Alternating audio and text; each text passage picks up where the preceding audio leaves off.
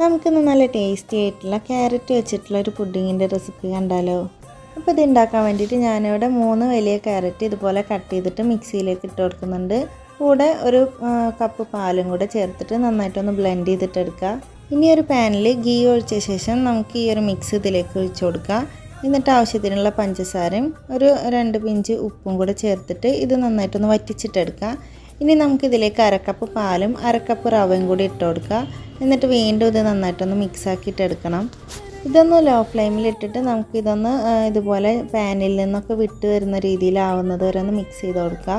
ഇനി നമുക്ക് flame off ചെയ്തിട്ട് ഇത് വേറൊരു ബൗളിലേക്ക് ഇട്ട ശേഷം നമുക്കിതിൻ്റെ ചൂട് മാറുന്നതിന് മുന്നേ തന്നെ ഇതുപോലത്തെ ബോൾസാക്കിയിട്ടെടുക്കണം. അപ്പോൾ ഇതെല്ലാം ബോൾസാക്കി എടുത്തിട്ടുണ്ട്. ഇനി നമുക്ക് വേറൊരു പാനിൽ 2.5 കപ്പ് പാൽ ഒഴിച്ചു കൊടുക്കുക.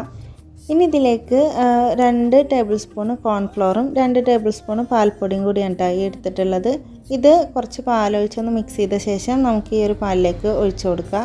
ഇനി നമുക്ക് മധുരത്തിന് ആവശ്യമായിട്ടുള്ള കണ്ടൻസ്ഡ് മിൽക്ക് ചേർത്ത് കൊടുക്കുക. പിന്നെ കുറച്ച് ഏലക്കായ പൊടിയും കൂടെ ചേർത്തിട്ട് നന്നായി ഒന്ന് മിക്സ് ചെയ്ത ശേഷം നമുക്കിത് ഫ്ലെയിം ഓൺ ആക്കിയിട്ട് കുക്ക് ചെയ്തെടുക്കുക.